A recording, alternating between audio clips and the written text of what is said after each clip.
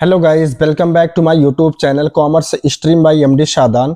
Guys, जैसा कि आप सभी को पता है, हम चैप्टर कर रहे थे इशू ऑफ डिबेंचर और इसके अंदर आज हम एक नया टॉपिक डिस्कस करेंगे guys, that is issue of debenture as collateral security. ठीक है, तो सबसे पहले हम समझते हैं कि issue of debenture as collateral security का मतलब क्या होता है। ठीक है, तो देखो मैंने एक डायग्राम बनाया है, इस डायग्राम को आप समझेंगे, आपको बहुत ही अच्छे तरीके से सारी चीजें क्लियर होंगी और क्वेश्चंस भी करेंगे तो और ज्यादा क्लैरिटी आपके सामने नजर आएगी। ठीक है, तो देखो जैसे मान लो कोई कंपनी है, ठीक है, ये मान लो एक कंपनी है और इसको मान लीजिए पैसा चाहिए, मान लो लोन चाहिए, तो इसने क्या किया, एक बैंक से लोन ले लिया, कितने का, 5 लाख रुपए का। तो बैंक ने क्या किया, कंपनी को 5 लाख रुपए का लोन दे दिया। लेकिन बैंक क्या करता है, जब कंपनी को लोन देता है तो कंपनी से कहता है कि ठीक है, हम आपको लोन तो दे रहे हैं, लेकिन क्या भरोसा कि आप हमारे लोन का रीपेमेंट करेंगे या नहीं करेंगे, इसलिए हमें कुछ सिक्योरिटी चाहिए।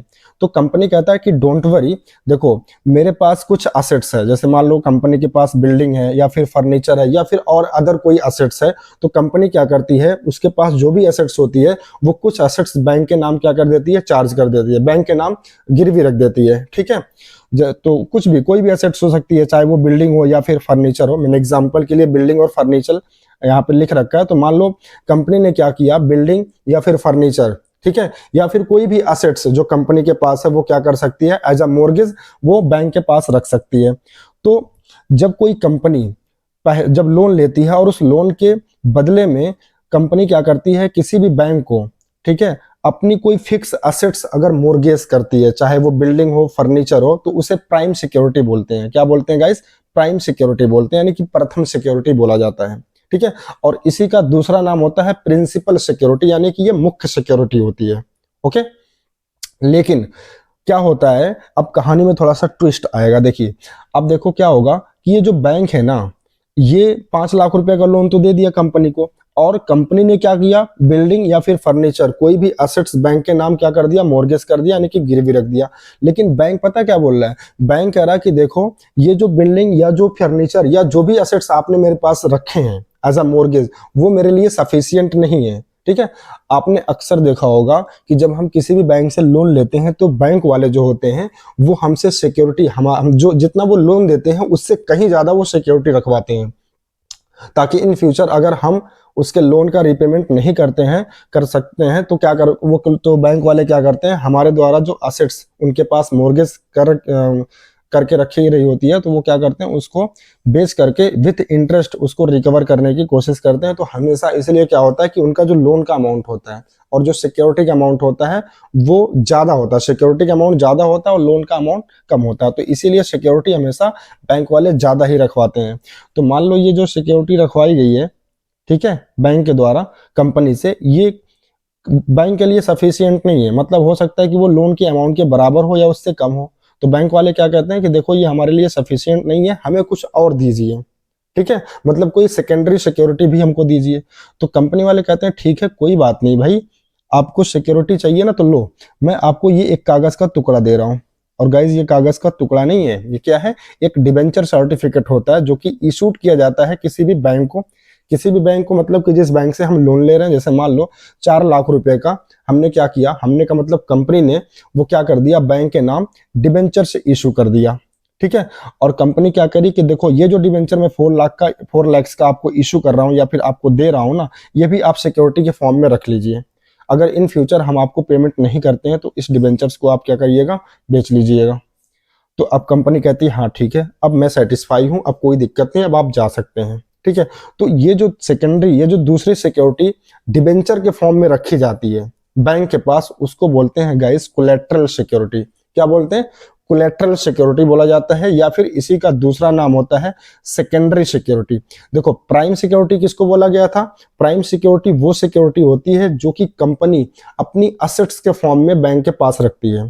ठीक है, और कोलेटरल सिक्योरिटी का मतलब होता है कि जब बैंक कहता है कि नहीं नहीं ये हमारे लिए सफिशिएंट नहीं है, हमें कुछ और चाहिए, तो कंपनी क्या करती है, एक सर्टिफिकेट, एक डिबेंचर सर्टिफिकेट भी इशू करके देती है। ठीक है, जैसे यहां दे दिया गया 4 लाख रुपए का, तो ये जो सर्टिफिकेट सेकेंडरी जो सर्टिफिकेट, ये मतलब जो सेकेंडरी सिक्योरिटी के फॉर्म में ये जो सर्टिफिकेट यानी कि जो डिबेंचर्स इशू किए जा रहे हैं, इसी को बोलते हैं गाइस कोलेटरल सिक्योरिटी। ठीक है। हाँ, एक चीज आप ध्यान रखिएगा कि ये जो कोलेटरल सिक्योरिटी के फॉर्म में डिबेंचर्स इशू किए जाते हैं, इस पे कभी भी नेवर एवर एवर कभी भी इस पे इंटरेस्ट की पेमेंट नहीं की जाती है। इस बात का हमेशा ध्यान रखना है। ठीक है। तो सर हमें इंटरेस्ट मिलेगा नहीं? अरे नहीं भाई, आपको इंटरेस्ट मिलेगा, इस लोन के अमाउंट पे इंटरेस्ट मिलेगा। किस पे मिलेगा? इस लोन के अमाउंट पे आपको इंटरेस्ट मिलेगा। लेकिन ये जो डिबेंचर इशू किए जा रहे हैं एज अ कोलेटरल सिक्योरिटी, मतलब ये तो सेकेंडरी सिक्योरिटी के फॉर्म में इशू किए जा रहे हैं, ऐसा तो है नहीं कि ये बेचे जा रहे हैं, है ना। तो इस डिबेंचर पर यानी कि इस वाले डिबेंचर्स पर कंपनी कोई भी इंटरेस्ट नहीं देगी। किसको? बैंक को। ठीक है। इंटरेस्ट सिर्फ किसको मिलेगा? किस पर मिलेगा? लोन के अमाउंट पे मिलेगा। तो आई होप आपको समझ में आ गया होगा। एक बार मैं फिर से समराइज कर देता हूं कि देखो, जैसे मान लो कोई कंपनी है, किसी भी बैंक से अगर वो लोन लेती है, तो लोन लेने के बदले में कंपनी को कुछ फिक्स असेट्स गिरवी रखने पड़ते हैं। तो जो भी फिक्स असेट्स गिरवी रखे जाते हैं बैंक के पास, उसे बोलते हैं प्राइम सिक्योरिटी या फिर प्रिंसिपल सिक्योरिटी। लेकिन बैंक वाले क्या कहते हैं, नहीं भैया ये मेरे लिए सफिशिएंट नहीं है, मुझे इसके अलावा भी कुछ और दीजिए। तो ऐसे में कंपनी क्या करती है, कुछ रुपीस के वो डिबेंचर्स भी इशू करके दे देती है। जैसे यहाँ पे 4 लाख का डिबेंचर्स भी इशू करके दे दिया गया एज अ सिक्योरिटी। तो इसको बोलते हैं सेकेंडरी सिक्योरिटी या फिर इसी को बोलते हैं कोलेटरल सिक्योरिटी। ठीक है। तो अब हमें इसी का, ये जो कोलेटरल सिक्योरिटी मतलब ये जो डिबेंचर इशू किए जा रहे हैं एज अ कोलेटरल सिक्योरिटी, इसका अकाउंटिंग ट्रीटमेंट क्या होगा वही हमें इस टॉपिक में पढ़ना है। ठीक है। तो आई होप गाइज आप सभी को issue of debenture as collateral security का जो कॉन्सेप्ट है वो आपको समझ में आ गया होगा। ठीक है। तो आइए अब हम इसकी अकाउंटिंग ट्रीटमेंट देख लेते हैं कैसे की जाती है।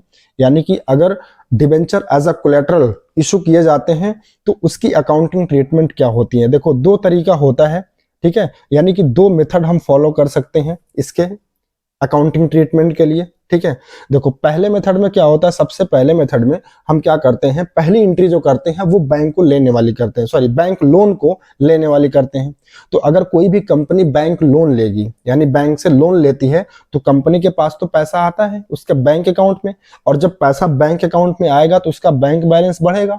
और बैंक एक असेट्स है, असेट्स का बढ़ना क्या होता है, डेबिट। तो इसीलिए देखो हम पहली एंट्री में क्या करते हैं, बैंक अकाउंट डेबिट। ठीक है। और क्योंकि कंपनी ने बैंक से लोन लिया है तो दूसरा एस्पेक्ट क्या हो जाएगा, बैंक लोन। ठीक है। और बैंक लोन क्या होता है, एक लाइबिलिटी होती है। भाई अगर हम बैंक से लोन ले रहे हैं, ठीक है, पहला एस्पेक्ट क्या हो रहा है कि मेरे पास पैसा आ रहा है मेरे बैंक में, तो मेरा बैंक बढ़ रहा है, बैंक बैलेंस, तो असेट्स मेरा क्रिएट हो रहा, तो मैंने बैंक अकाउंट को डेबिट कर लिया।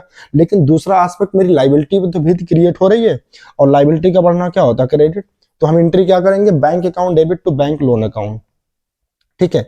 अच्छा, यही सेम एंट्री हम मेथड सेकंड में भी करते हैं, bank account debit to bank loan account.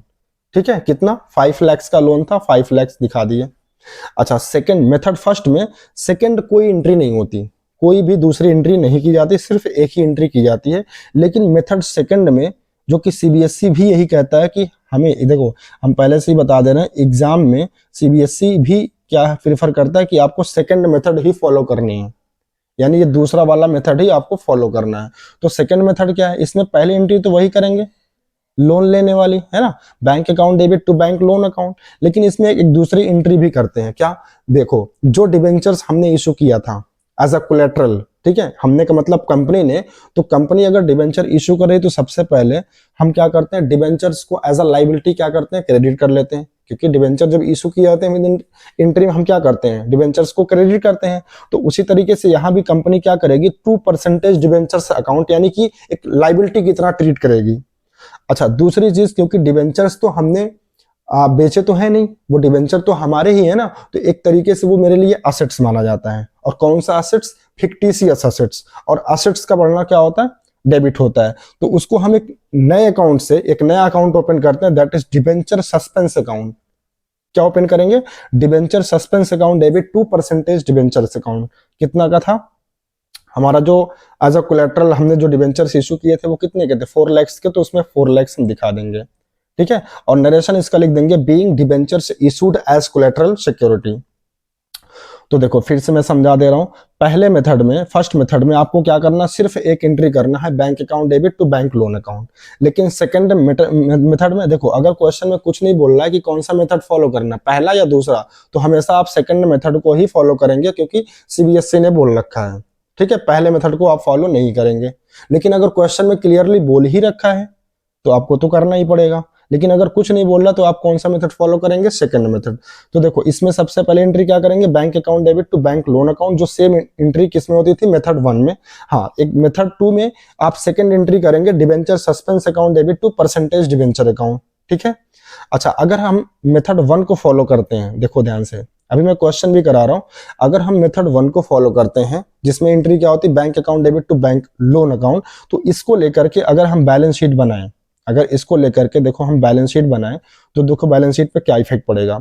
वैसे देखो यहाँ पे जो मैंने बैलेंस शीट बना रखी है, ये तो मैंने हॉरिजेंटली बना रखी है, लेकिन वैसे हम कंपनी अकाउंट, देखो हम कंपनी की अकाउंटिंग पढ़ रहे हैं ना, तो कंपनी की अकाउंटिंग में जो बैलेंस शीट बनती है वो वर्टिकल फॉर्म में बनती है। लेकिन क्योंकि मुझे बस आपको समझाना है, क्वेश्चन में मैं अभी दिखाऊंगा आपको, वर्टिकल ही करके दिखाऊंगा। फिलहाल मैं आपको समझाने के लिए हॉरिजेंटल वाली ही बैलेंस शीट लिया हूं, जो आप सोल प्रोप्राइटरशिप में बनाते हैं। ठीक है।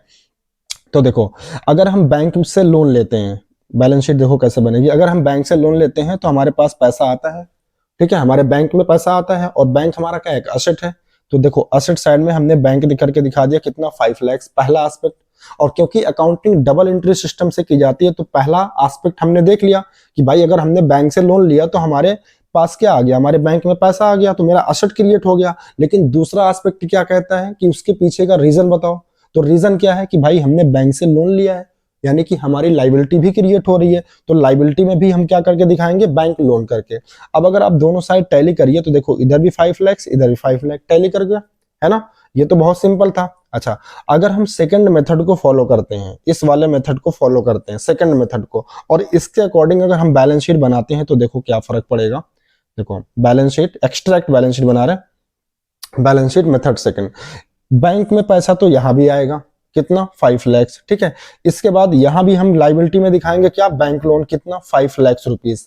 ठीक है। अब इसमें एक नई चीज है, क्योंकि हमने जो एक एंट्री क्या कर रखी है, हमने डिबेंचर को, जो 4 लाख का debenture as a collateral issue कर रखा, उसको हमने क्या मान लिया था, लाइबिलिटी।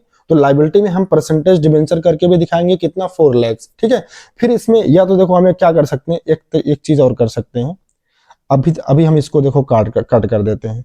मैंने बताया था जो डिवेंचर में एज अ कोलेटरल इशू करता हूं, एक तरीके से मेरी फिक्टिशियस असेट्स होती है। तो हम जो एक नया अकाउंट ओपन किए थे, डिवेंचर सस्पेंड अकाउंट, अगर हम उसको क्रेडिट में दिखा दें यहाँ 4 लाख, तो देखो इधर का टोटल कर लेंगे, इधर का तो आ जाएगा कितना, 9 लाख। और इधर भी अगर हम ये देखो 5 लाख ये और 4 लाख ये, तो इधर का भी टोटल कितना हो जाएगा, 9 लाख। दोनों साइड टैली कर जाएगा। लेकिन ऐसे नहीं करना होता, सिस्टमैटिक तरीके से करना होता है, जो बुक में दिया उसके अकॉर्डिंग बता रहा हूं। तो आपको क्या करना है, सबसे पहले आप, एक सेकेंड, सबसे पहले आप असेट साइड में बैंक करके दिखा देंगे कितना, जितने का लोन लिया गया था, 5 लाख।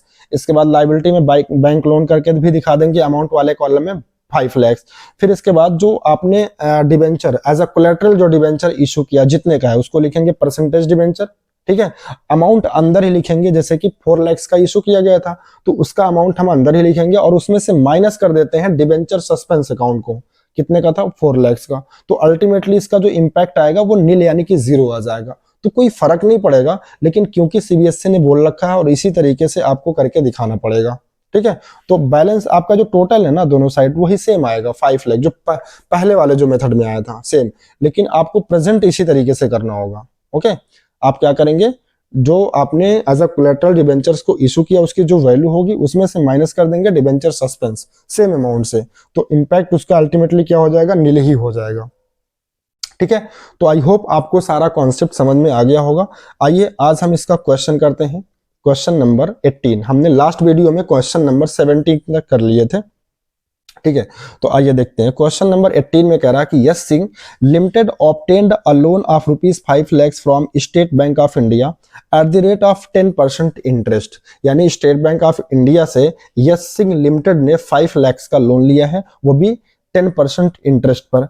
आगे कह रहा कि the company issued 7,50,000 10% debentures of ₹100 each in favour of State Bank of India as collateral security.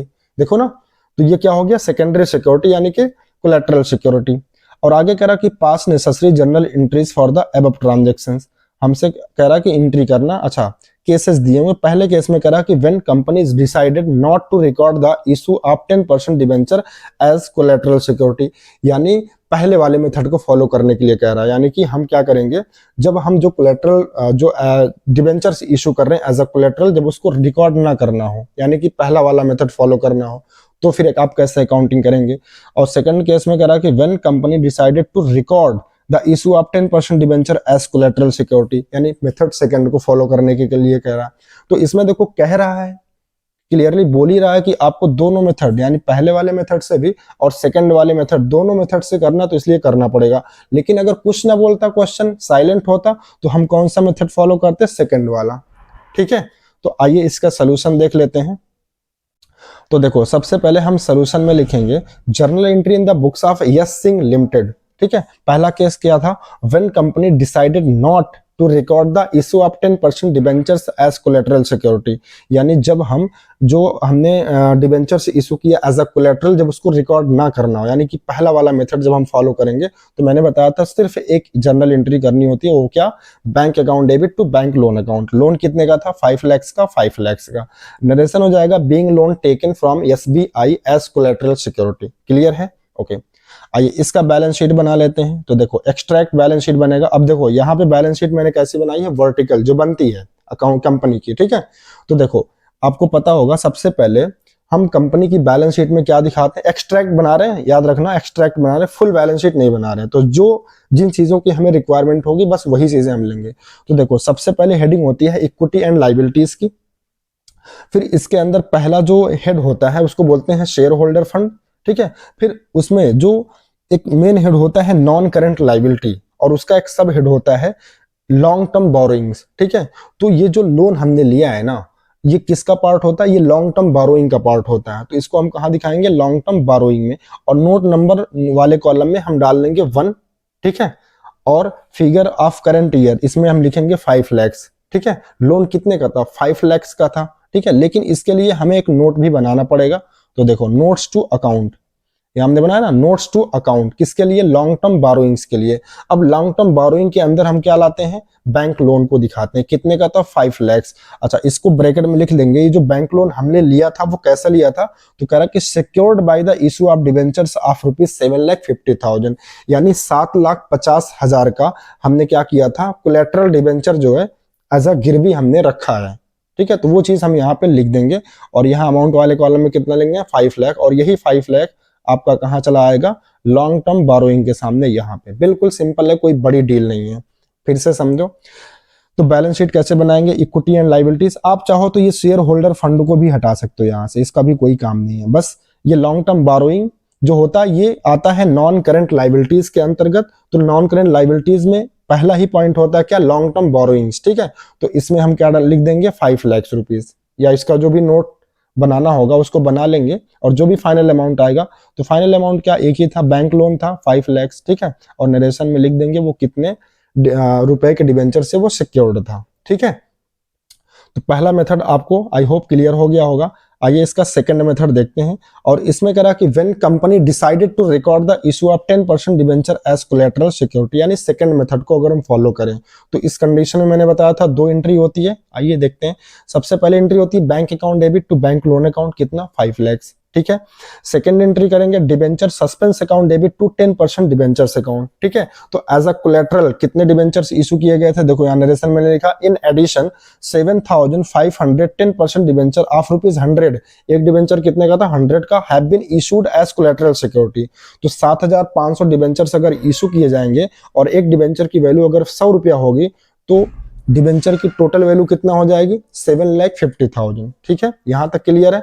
इसके बाद हम इसका बैलेंस शीट बनाएंगे, एक्सट्रैक्ट बैलेंस शीट। तो देखो फिर से वही कहानी, इक्विटी एंड लाइबिलिटीज इसकी मेन हेडिंग होती है, और जो लॉन्ग टर्म बोरोइंग होता है, क्योंकि जो बैंक लोन होता है ना वो एक लॉन्ग टर्म बोरोइंग होता है, तो वो किस के अंतर्गत आता है, नॉन करंट लाइबिलिटीज के अंतर्गत आता है। तो उसमें हम डाल देंगे लॉन्ग टर्म बोरोइंग। फिर इसका हम नोट बनाएंगे, देखो यहाँ पे long term notes to account में, पहला नोट बनाएंगे लॉन्ग टर्म बोरोइंग। सबसे पहले क्या दिखाएंगे 10% डिबेंचर्स, और डिटेल्स वाले कॉलम में इस बार अमाउंट के लिए दो कॉलम आप बनाइए, एक डिटेल्स का एक अमाउंट का। तो 10% डिबेंचर्स जो हमने एज अ कोलेटरल इशू किया था, कितने का था 7,50,000 का। फिर उसमें से हम माइनस कर देंगे डिबेंचर सस्पेंस अकाउंट, कितना 7,50,000, तो अल्टीमेटली क्या आ जाएगा नील, यानी कि जीरो। ठीक है। फिर इसके बाद सेकंड इसमें दिखाएंगे बैंक लोन। ठीक है। और ये बैंक लोन कैसे सिक्योर्ड था, तो यहाँ लिखा secured by the issue of debenture of ₹7,50,000, कितना, यानी 5 लाख रुपए का जो लोन हमने लिया था वो 7,50,000 रुपए के डिवेंचर्स को एज अ कोलेटरल इशू करके हमने मोर्गेज कर रखा था। ठीक है। तो फाइनली हम क्या दिखाएंगे अमाउंट के कॉलम में 5 लाख रुपया, तो यही 5 लाख रुपया देखो हम दिखा देंगे यहाँ अमाउंट के कॉलम में, बस फिनिश हो गया। ठीक है। तो आई होप आपको क्वेश्चन नंबर 18 समझ में आ गया होगा। अगर कोई भी दिक्कत होती है तो गाइस आप इसी वीडियो को 2 बार या 2 से 3 बार आप देख लीजिएगा। ठीक है। स्पीड बढ़ा करके आपको सारी चीजें क्लियर हो जाएंगी। आइए आज का नेक्स्ट क्वेश्चन देखते हैं, दैट इज क्वेश्चन नंबर 19। देखो इसमें कह रहा है कि Hassan limited took a loan of ₹30 lakh. ठीक है। यानी हस्सान लिमिटेड नाम की कोई कंपनी है, वो 30 लाख का लोन ले रही है फ्रॉम अ बैंक, एक बैंक से, against primary security worth ₹40 lakh. यानी कि कुछ प्राइमरी सिक्योरिटी रख रही है, कितने की 40 लाख की, जिसकी वैल्यू 40 लाख है। And issued 35,000 6% debentures of 100 each as a collateral security, और 35,000 डिबेंचर, सॉरी 35,000 6% डिबेंचर, और एक डिबेंचर की वैल्यू कितना है 100 each as a collateral security, वो भी इशू किए जा रहे हैं। ठीक है। यानी दोनों प्राइमरी सिक्योरिटी भी है, दी जा रही है बैंक को, और कोलेटरल सिक्योरिटी यानी कि सेकेंडरी सिक्योरिटी। आगे कह रहा कि द कंपनी अगेन, यानी दोबारा, आफ्टर 1 ईयर, 1 साल बाद, टुक अ लोन, एक और लोन लेती है 50 लाख का फ्रॉम बैंक से, against plant as primary security, मतलब एक प्लांट रखती है। ठीक है। मोर्गेज के फॉर्म में, जिसको प्राइमरी सिक्योरिटी के फॉर्म में रखा गया है। And deposited 60,000 6% debenture of ₹100 is as collateral security, और एक कोलेटरल सिक्योरिटी भी 60,000 6% डिबेंचर के फॉर्म में रखा जाता है। हमसे कह रहा है record necessary general entries, how will you show the issue of debenture and bank loan, ठीक है, in the balance sheet of the company. यानी वो एक तरीके से सेकंड मेथड की बात कर रहा है, मतलब कह रहा है कि how will you show the issue of debenture, कैसे आप डिबेंचर जो आपने इशू किया उसको शो करेंगे, एंड बैंक लोन, और बैंक लोन को भी in the balance sheet of the company, यानी सेकंड मेथड की बात की जा रही है। ठीक है। तो आइए देखिए इसका सोल्यूशन करके दिखाते हैं आपको, बिल्कुल सिंपल है। सोल्यूशन में सबसे पहले आप हेडिंग डालेंगे journal entry in the books of Hassan limited for first year. सबसे पहले हम पहले साल का करेंगे, यानी देखो वो 2 बार लोन लिया ना, एक बार पहले लिया था फिर 1 साल बाद लिया, तो पहले साल की एंट्री हम करते हैं। सबसे पहले एंट्री हो जाएगी bank account debit to bank loan account, कितने का लिया था पहली बार उसने लोन 30 लाख का। यहाँ तक क्लियर है। नरेशन अगर आप लिखना चाहें तो लिख दें bank being loan taken as collateral security. इसके बाद सेकेंड एंट्री हो जाएगी debenture suspense account debit to 6% debentures, क्योंकि एज अ कोलेटरल जो डिबेंचर इशू किए गए थे वो कितने डिबेंचर, कौन से डिबेंचर थे 6% डिबेंचर्स। ठीक है। और नरेशन हो जाएगा इन एडिशन, देखो 35,000 डिबेंचर्स इशू किए गए हैं, 6% डिबेंचर्स आप ₹100 ईच, तो 35,000 डिबेंचर अगर इशू किए गए हैं और एक डिबेंचर की वैल्यू अगर 100 है, इसका मतलब 35 लाख के डिबेंचर्स इशू किए गए हैं एज अ कोलेटरल। ठीक है। और आगे कह रहा कि प्राइमरी सिक्योरिटी ऑफ ₹40 लाख, और 40 लाख का प्राइमरी सिक्योरिटी भी दिया गया था, have been issued as collateral security. ठीक है। तो ये नरेशन में हो जाएगा, थोड़ा लंबा नरेशन है। ठीक है। तो आप अपने मन से भी लिख सकते हैं, थोड़ा सा इधर उधर होगा तो कोई दिक्कत नहीं है। तो फाइनली आपकी ये जनरल एंट्री कंप्लीट होगी। तो सबसे पहले एंट्री क्या हो जाएगी guys, bank account debit to bank loan account, और दूसरी debenture suspense account debit to 6% debentures account. आइए इसकी बैलेंस शीट बना लेते हैं। देखो एक्सट्रैक्ट ऑफ बैलेंस शीट, सबसे पहले क्या दिखाते हैं इक्विटी एंड लायबिलिटीज, इसके अंदर नॉन करेंट लायबिलिटीज, और इसमें क्या होता है लॉन्ग टर्म बोरोइंग। इसका नोट बना लेंगे। नोट में भी सिंपल है, क्या करना है notes to account long term borrowing. देखो सबसे पहले वही 10% नहीं, यहाँ 6% कर लीजिएगा। 6% डिबेंचर्स कितने के थे 35 लाख के, फिर इसमें से माइनस कर देंगे डिबेंचर सस्पेंस, कितना 35 लाख, अल्टीमेटली इसका आंसर नील आ जाएगा। ठीक है। हमको दिखाना क्या है बैंक लोन कितने का था 30 लाख का, बस इसमें लिख देना है अंग्रेजी थोड़ा सा, क्या secured by the primary security of ₹40 lakh यानी 40 लाख की प्राइमरी सिक्योरिटी से सिक्योर्ड था and collateral security of rupees 35 lakh और 35 लाख का कोलेटरल सिक्योरिटी दिया गया था, तब जाके ये 30 लाख रुपए का लोन मिला था। तो ये 30 लाख रुपए का जो अमाउंट है गाइस, ये डायरेक्टली हम कहाँ दिखा देंगे, बैलेंस शीट में, यहाँ लॉन्ग टर्म बोरोइंग के सामने। ठीक है, क्लियर हो गया। अच्छा, इसके बाद सेकेंड ईयर अगर हम आपको एंट्री करके दिखाएं, सेकेंड ईयर यहाँ देखो, solution journal entry in the books of Hasan limited for second year. ठीक है, तो देखो एंट्री तो सेम हो जाएगी। सेकेंड ईयर उसने क्या किया था, एक दूसरा लोन लिया था 50 लाख का, तो एंट्री हो जाएगी bank account debit to bank loan account, कितना 50 लाख। और दूसरी एंट्री हो जाएगी debenture suspense account debit to 6% debentures account. और दूसरी बार उसने जो as a collateral debenture issue किया था वो कितने किए थे, 60,000 के।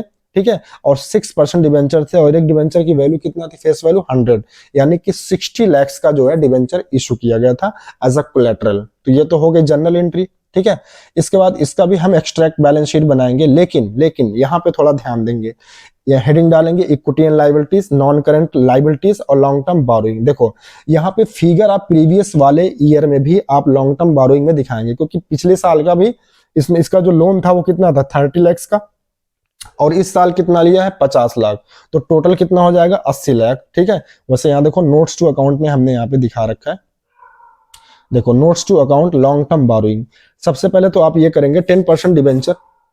देखो एक बार हमने जो as a collateral debenture issue किया था 35 लाख का, दोबारा 60 लाख का, टोटल कितना हो गया, 95 लाख।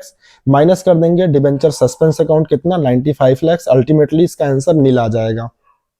ठीक है, फिर इसके बाद लिखेंगे बैंक लोन। अब बैंक लोन देखो पहली बार कितना लिया था, 30 लाख, दोबारा कितना लोन लिया गया, 50 लाख, तो टोटल कितना हो जाएगा, 80 लाख। ठीक है, और नरेशन में आप ये अंग्रेजी लिख देंगे क्या, secured by the primary security that is plant of rupees 40 lakh and collateral security that is 95 lakh, दोनों का मिला करके। ठीक है, तो अल्टीमेटली हमें बैलेंस शीट में जो अमाउंट लेके जाना है वो लोन का लेके जाना है। तो पहली बार हमने 30 लाख का लिया था और दोबारा 50 लाख का, तो टोटल कितना हो गया, 80 लाख का। तो देखो, तो यहाँ प्रीवियस वाले में 30 लाख हो जाएगा और टोटल करंट ईयर वाले में कितना हो जाएगा, 80 लाख हो जाएगा। ठीक है, तो आई होप आपको ये वाला क्वेश्चन भी अच्छे से समझ में आ गया होगा। आइए गाइज आज का लास्ट क्वेश्चन करते हैं, दैट इज क्वेश्चन नंबर 20। इसमें सारे कॉन्सेप्ट हैं। ठीक है, पिछले लास्ट वीडियो में जो हमने पढ़ा था और आज की जो वीडियो में पढ़ा था। देखो सबसे पहले इसमें कह रहा है कि India limited made the following issue of 6% debentures. ठीक है, यानी इंडिया लिमिटेड जो है वो 6% डिबेंचर्स को इशू करती है। कैसे, पहली कंडीशन में दिया है कि for cash at 90% 6,000 debenture of ₹100 each. ठीक है, मतलब ये वो वाला केस है जो पहला वाला केस हमने नहीं पढ़ा था, issue of debenture for cash वाला। ओके, तो issue of debenture for cash यानी कंपनी जब डिबेंचर्स को इशू करती है कैश के बदले में, वो वाला केस है। अच्छा, 100 रुपए का डिबेंचर 90% में यानी कि 90 में बेचा जा रहा है, मतलब 10% डिस्काउंट पे इशू किया जा रहा है। सेकंड केस में कह रहा है कि 1100 debentures of ₹100 each to a creditor regarding machinery costing ₹1 lakh, यानी किसी वेंडर से 1 लाख का मशीन लिया गया था और उसको 1100 डिबेंचर्स इशू किया जा रहा है और एक डिबेंचर की वैल्यू 100 रुपया है। ठीक है, तो ये कौन सा केस हो गया, issue of debenture for consideration other than cash वाला। ये भी हमने लास्ट वीडियो में पढ़ा था। और थर्ड जो आज हमने पढ़ा, to bank for a loan of ₹7 lakh as collateral security 10,000 debenture of ₹100 is, यानी 7 लाख रुपए का लोन लेकर के 10,000 डिबेंचर इशू किए जा रहे हैं और एक डिबेंचर की वैल्यू कितना है, 100, यानी 10 लाख रुपए का debenture as a collateral issue किया जा रहा है। और हमसे करा कि पास journal entries for first year only, सिर्फ पहले साल करना, all capital losses are to be written off in the first year itself, यानी जो भी कैपिटल लॉस होगा उसको राइट ऑफ भी करना है। सिंपल है, वेरी सिंपल है गाइस। देखो रिवीजन हो जाएगा इसमें। सोल्यूशन में journal entry in the books of India limited, तो देखो सबसे पहला केस हम करेंगे जब कंपनी डिबेंचर्स को फॉर कैश इशू कर रही है। तो देखो एंट्री हो जाएगी क्या, bank account debit to debenture application and allotment account, दोनों अकाउंट एक साथ खोल लेंगे क्योंकि पैसा इंस्टॉलमेंट पे तो लिया नहीं जा रहा है ना। और ये वाला केस हम आपने पढ़ा भी है, लमसम वाला वही केस है। तो bank account debit to debenture application and allotment account, कितने डिबेंचर इशू करने हैं, 6,000, और एक डिबेंचर कितने में इशू किया जाएगा, 90% पर। 100 का जो डिबेंचर है उसको 90% पर, तो 100 का जो डिबेंचर है उसका 90% कितना होता है, 90। तो यहाँ 90 से मल्टीप्लाई करेंगे तो ये हो जाएगा 5,40,000। ठीक है, नरेशन हो जाएगा बीइंग एप्लीकेशन मनी रिसीव्ड। इसके बाद इसकी सेकेंड एंट्री करेंगे debenture application and allotment account debit, discount on issue of debenture account debit to percentage debenture account, यहाँ लिख लेंगे, देखो मैं भूल गया, 6%, ठीक है, 6% डिबेंचर्स अकाउंट, ठीक है। और डिबेंचर के सामने हमेशा मैंने बताया था क्या आता, फेस वैल्यू आता है। तो 6000 डिबेंचर्स इशू करने हैं और एक डिबेंचर की फेस वैल्यू कितना गाइस, 100। तो 100 से मल्टीप्लाई कर लेंगे, कितना हो जाएगा, 6 लाख। और डिबेंचर डिस्काउंट के सामने आ जाएगा कितना, 10 रुपीज। भाई 100 का डिबेंचर 90 में इशू हो रहा है तो 10 रुपीज डिस्काउंट का हो गया, है ना। तो 6000 इंटू 10 कर देंगे तो 60,000 आ जाएगा डिस्काउंट के सामने। तो 6 लाख में से अगर 60 माइनस कर देंगे तो डिबेंचर एप्लीकेशन एंड अलॉटमेंट के सामने कितना आ जाएगा, 5,50,000। ओके, तो पहला केस आई होप आपको क्लियर हो गया होगा।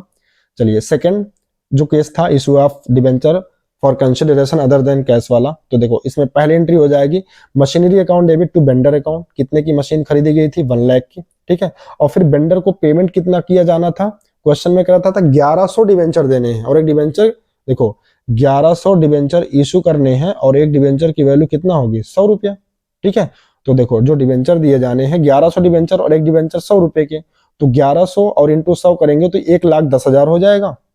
और डिबेंचर को देना कितना था, 1 लाख रुपया। तो बैलेंसिंग फिगर कहाँ आएगा, डेबिट में आएगा। इसका मतलब यह हुआ कि 10,000 रुपए का डिस्काउंट भी हो जाएगा, है ना भाई। अगर 1,10,000 रुपया दिया जा रहा है 1 लाख के बदले में, इसका मतलब बैलेंसिंग फिगर डेबिट में आएगा। और डेबिट में जब बैलेंसिंग फिगर आता है तो उसको क्या बोलते हैं, डिस्काउंट ही तो बोलते हैं, ठीक है। 10,000 का ये डिस्काउंट आप रिकॉर्ड कर लेंगे। ओके ओके, लास्ट केस करते हैं जो अभी हमने पढ़ा था। डिबेंचर को जब हम एज अ कोलेटरल इशू करते हैं तो सबसे पहले लोन वाली एंट्री करते हैं, bank account debit to bank loan account, कितना लोन लिया गया, 7 लाख 7 लाख। दूसरी entry debenture suspense account debit to 6% debenture account, कितने डिबेंचर इशू किए गए थे, 60,000, नहीं एक बार चेक कर लेता हूं, 10,000, सॉरी 10,000 डिबेंचर्स इशू करने हैं, ये गलती से लिखा है, पिछला वाला नरेशन होगा, इसको आप 10 कर लीजिएगा, ठीक है। 10,000 6% debenture of ₹100 have been issued as collateral security, तो ये जाएगा 10 लाख, ठीक है। अच्छा लास्ट में एक एंट्री और करेंगे क्योंकि क्वेश्चन में क्लियरली बोला था, और नहीं भी बोलता तब भी करते हैं कि अगर कोई भी कैपिटल लॉस होता है तो उसके हम राइट ऑफ भी करते हैं। तो कैपिटल लॉस का मतलब जो डिस्काउंट होता है, तो 2 बार डिस्काउंट देखो आया था, एक बार यहाँ पे डिस्काउंट दिया हुआ है 60,000 का, और दोबारा यहाँ पे भी डिस्काउंट आया था, यहाँ पे ये 10,000 का। तो टोटल कैपिटल लॉस कितना हो गया, 60,000 वो ये वाला और 10,000 ये, तो टोटल कितना हो गया, 70। तो इस 70,000 को हम राइट ऑफ कर लेंगे क्योंकि प्रीमियम वगैरह का अमाउंट तो है नहीं, तो हम कहां से इसको राइट ऑफ करेंगे, statement of profit and loss account debit to discount on issue of debenture account, कितना, 70,000। ओके, तो आई होप गाइस आज के जो क्वेश्चंस मैंने कराए वो आपको समझ में आए होंगे, और आज का जो नया टॉपिक मैंने डिस्कस किया that is issue of debenture as collateral security, उसका क्या कॉन्सेप्ट होता है, उसका क्या अकाउंटिंग ट्रीटमेंट होता है, वो सारी चीजें आपको समझ में आई होंगी। अगर किसी भी बच्चे को कोई भी प्रॉब्लम होती है तो प्लीज हमको कमेंट करके जरूर बताएं, या फिर हमारे टेलीग्राम चैनल पर, इसी नाम से है जिस नाम से मेरा यूट्यूब चैनल है, वहां पे कमेंट करके बताएं। हम पर्सनली उसको जो है सजेस्ट बताएंगे कि कैसे आप और अच्छा कर सकते हैं इस टॉपिक को, ठीक है।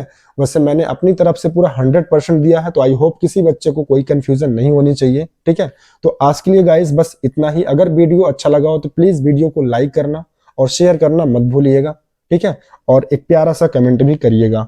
तो थैंक यू गाइस, आज के लिए बस इतना ही, थैंक यू सो मच।